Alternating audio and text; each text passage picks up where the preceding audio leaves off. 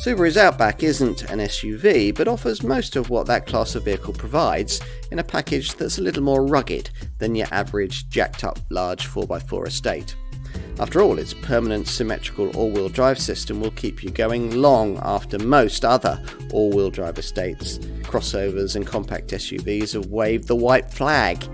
Almost everything's different with this 6th generation model, but ultimately not much has really changed. Not even for this new era of electrification. But it's still the toughest, most capable 4x4 estate out there.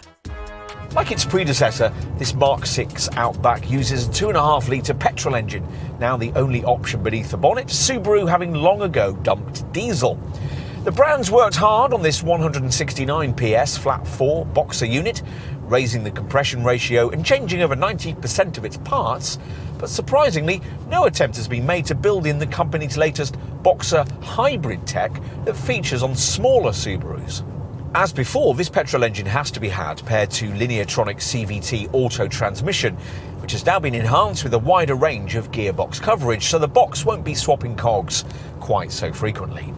This Mark VI model's use of the latest Subaru global platform has allowed the brand to create a much stiffer structure for the body, the front suspension and the rear subframe, which has enhanced refinement, much improved the ride and reduced cornering roll by up to 50%.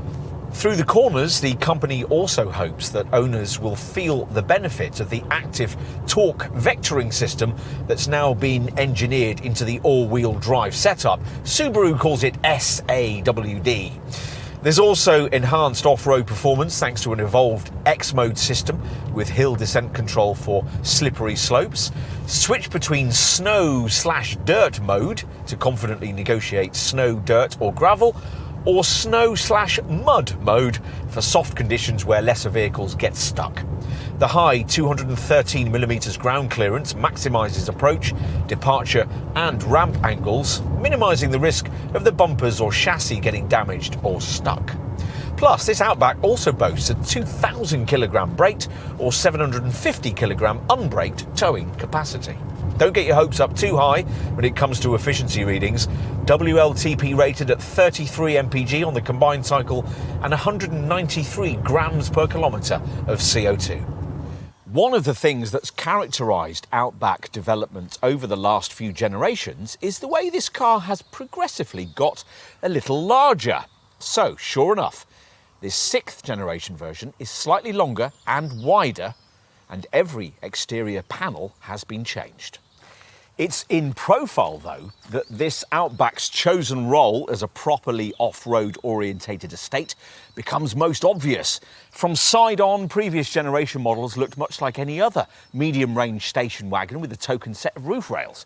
But no longer. This Mark VI car gets a higher 213mm ground clearance, that's 13 more than before, plus strangely shaped wheel arch cladding, which continues in weirdly angular fashion along the lower sills. And these roof rails look really ready for the Outback. On this Field variant, where they gain these unusual lime green inserts, they've been strengthened and feature tie holes so that straps or ropes can be more easily tied on.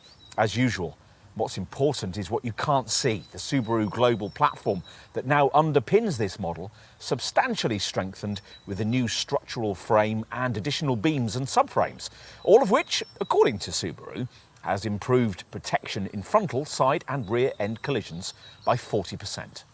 Subaru knew that to properly compete with prestige rivals, a far more upmarket cabin was necessary, and sure enough, that's what we've got. The biggest change lies with the addition of this much larger 11.6-inch Starlink centre screen, which has a customisable upper section and an integrated facial recognition camera. Quality trimming surrounds it too. Green and grey double stitching now sweeps across the doors and the multi-layered dash, where a piano black inlay reflects the trimming around the smart gear lever. The pedals are silver, the fatigue-free seats are upholstered in various kinds of leather, and the stitched three-spoke wheel with its neat thumb rests feels like a quality item. More importantly, you sit a little higher than you would in obvious rivals. The positioning isn't quite SUV-like, but it suits the kind of car the Outback is trying to be. It feels quite a bit roomier up front here this time round too, mainly because the windscreen has been moved forward and the front door side windows moved out, creating what Subaru claims is a class-leading level of spaciousness.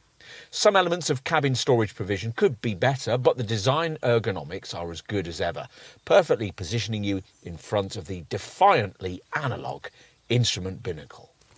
Time to take a seat in the rear.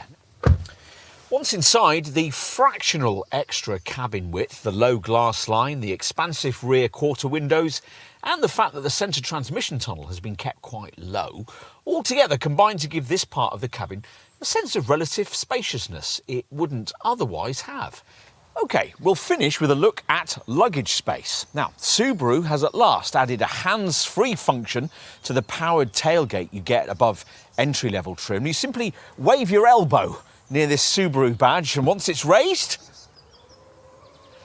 there's a single-touch pop-up tonneau which allows easy access to the boot area, which it turns out is 561 litres in size, about the same as what the previous generation model could offer.